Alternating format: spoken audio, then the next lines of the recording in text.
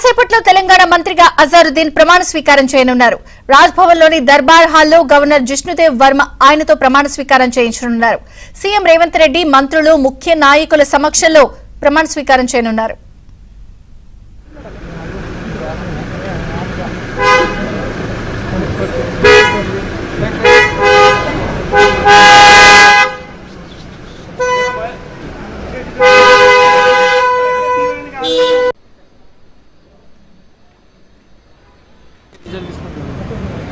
మనం చూస్తాం కెప్టెన్ కూడా పనిచేశారు కాబట్టి భారత జట్టుకు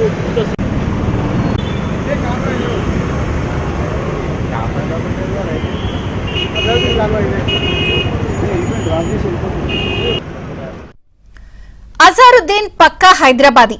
1984లో క్రికెటర్గా అరంగేట్రం చేసి టీమిండియా కెప్టెన్ స్థాయికి ఎదిగారు. కోట్లాది మంది అభిమానులను కూడగట్టుకున్నారు. 1986లో అర్జున అవార్డు, 1988లో పద్మశ్రీ అవార్డును అందుకున్నాడు.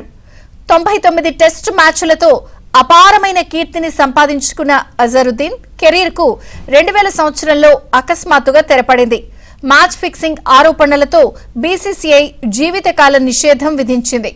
సుదీర్ఘ న్యాయ పోరాటం తర్వాత 2012లో హైకోర్టు ఈ నిషేధాన్ని రద్దు చేసినప్పటికీ అజర్ కెరీర్ అప్పటికే ముగిసిపోయింది.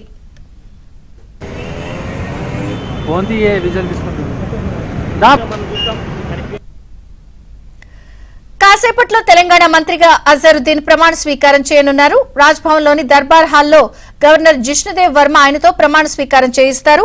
వివరాలు నరసింహరావు అందిస్తారు. నరసింహరావు.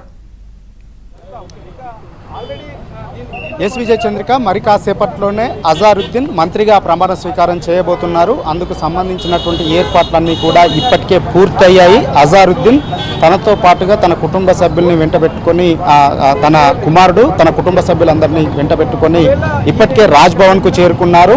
ఇక ఈ కార్యక్రమానికి హాజరయ్యేందుకు చాలామంది మంత్రులు జూబ్లీహిల్స్ ఎన్నికల ప్రచారం నుంచి రాజ్భవన్కు బయలుదేరారు. ఇప్పటికే కొంతమంది మంత్రులంతా కూడా రాజ్భవన్కు చేరుకున్నారు. డిప్యూటీ సీఎం బట్టి విక్రమార్క చేరుకున్నారు ఇప్పటికే రాజ్భవన్కు. అదేవిధంగా ఇటు మంత్రులు దామోదర రాజనరసింహ సహా పలువురు మంత్రులంతా కూడా, ఉత్తమ్ కుమార్ రెడ్డి, కోమటిరెడ్డి వెంకటరెడ్డి లాంటి మంత్రులంతా కూడా ఇక్కడికి రాజ్భవన్కు చేరుకున్నారు.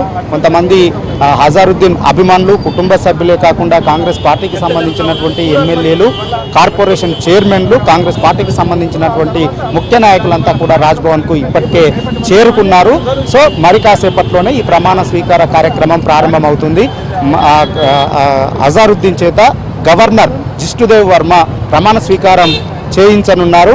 అయితే ఇప్పటికే ఏర్పాట్లన్నీ కూడా ప్రారంభమయ్యాయి. ముహూర్తం కూడా సమీపించింది. కానీ ముఖ్యమంత్రి రేవంత్ రెడ్డి ఇంకా రాజ్భవన్కు చేరుకోవాల్సి ఉంది. వాస్తవానికి నిన్న ముంబైకి వెళ్లారు.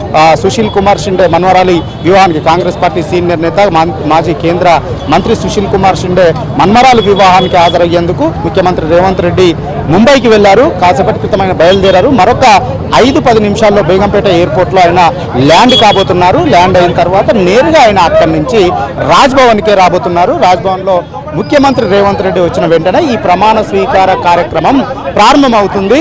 సో అది అక్కడి నుంచి ఈ కార్యక్రమం అయిపోయిన తర్వాత నేరుగా ఇక్కడి నుంచి వరద ప్రభావిత ప్రాంతాలకి ముఖ్యమంత్రి రేవంత్ రెడ్డి బయలుదేరి వెళ్ళబోతా ఉన్నారు. సో వాస్తవానికి రాష్ట్ర కేబినెట్లో ఇప్పటివరకు 3 బెర్తులు ఇంకా ఖాళీగా ఉన్నాయి. వాస్తవానికి 2023 డిసెంబర్ 7న రేవంత్ రెడ్డి సర్కారు 11 మంది మంత్రులు, ముఖ్యమంత్రితో సహా 12 మందితో ప్రభుత్వం ఏర్పడింది. అప్పుడు 6 బెర్తుల్ని ఖాళీగా పెట్టారు.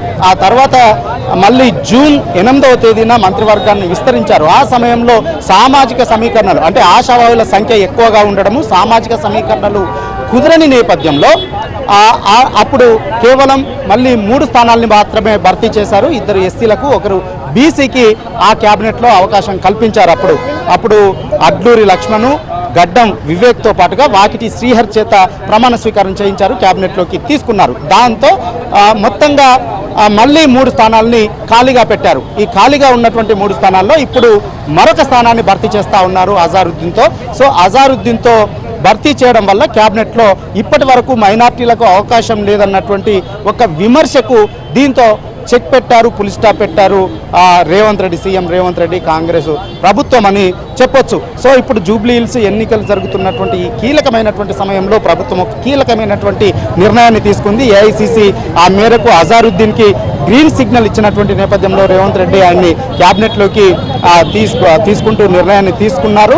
ఆ మేరకు ఈరోజు ఆయన ప్రమాణ స్వీకారం చేయబోతున్నారు. ఇక ఇటు అజారుద్దీన్ని కూడా క్యాబినెట్లోకి తీసుకోవడంతో మొత్తం ఇప్పుడు క్యాబినెట్ సంఖ్య 16కు చేరుతుంది. ఇంకా 2 స్థానాలు, ఇంకా 2 బెర్తులు ఇంకా ఖాళీగానే ఉండనున్నాయి. ఈ 2 స్థానాలు ఎప్పుడు భర్తీ చేస్తారనేటువంటి ఒక ఆసక్తికరమైనటువంటి చర్చ ఇప్పుడు పొలిటికల్ సర్కిల్స్లో జరుగుతుంది. 1, 2 అజారుద్దీన్ను క్యాబినెట్లోకి తీసుకున్నటువంటి నేపథ్యంలో అజారుద్దీన్కి ఏ పోర్ట్ఫోలియోలు ఇవ్వబోతున్నారనేటువంటి చర్చ, మరొక చర్చ కూడా ఇప్పుడు జరుగుతూ ఉంది. ఇప్పుడు ప్రస్తుతం అజారుద్దీన్ను కూడా క్యాబినెట్లోకి తీసుకున్నటువంటి నేపథ్యంలో ఇప్పుడు మొత్తంగా క్యాబినెట్ కూర్పును కనుక చూసినట్లయితే అన్ని సామాజిక సమీకరణలోని పరిగణలోకి తీసుకొని ఎవరెవరికి అవకాశాలు దక్కలేదో వారందరికీ కూడా క్యాబినెట్లో చోటు కల్పించేటువంటి ప్రయత్నాన్ని ఏఐసిసి చేస్తుంది అనేటువంటిది మనకు స్పష్టంగా అర్థమవుతా ఉంది. ఇప్పటి వరకు క్యాబినెట్లో ఉన్నటువంటి వారిని కనుక చూసినట్లయితే రెడ్డి సామాజిక వర్గానికి చెందినటువంటి వాళ్ళు 4, ఎస్సీ సామాజిక వర్గం నుంచి 4, ఇక కమ్మ, బ్రాహ్మణ, ఎస్టీ సామాజిక వర్గం నుంచి 1, కమ్మ, ఇప్పుడు అజారుద్దీన్తో మైనార్టీ సామాజిక వర్గం నుంచి 1 అవుతారు. ఇక కమ్మ, వెలమ, ఇటు బ్రాహ్మణ సామాజిక వర్గం నుంచి ఒక్కొక్కరు క్యాబినెట్లోకి వచ్చారు. ఇంకా ప్రాతినిధ్యం లేనటువంటి సామాజిక వర్గాలకు కూడా అవకాశం కల్పించాలనేటువంటి ఆలోచనతో ఏఐసిసి ఉన్నట్లుగా తెలుస్తూ ఉంది. ఇక నెక్స్ట్ స్థానిక సంస్థల ఎన్నికలు ముగిసిన తర్వాత మిగిలిన 2 స్థానాలని భర్తీ చేయడంతో పాటుగా ఇటు క్యాబినెట్ను పునర్వ్యవస్థీకరణ చేస్తారు అనేటువంటి ఒక చర్చ అయితే విస్తృతంగా జరుగుతూ ఉంది. ఇంకా ఏ సామాజిక వర్గాలకి అవకాశం దక్కలేదో వారిని కూడా క్యాబినెట్లోకి తీసుకుంటారు. ప్రస్తుతం ఉన్నటువంటి వారిలో కొందరికి చెక్ పెడతారు, కొత్త వారికి అవకాశాలు కల్పిస్తారనేటువంటి చర్చ కూడా ఇప్పుడు విస్తృతంగా పొలిటికల్ సర్కిల్స్లో ఇటు ప్రభుత్వ వర్గాల్లో జరుగుతూ ఉంది. సో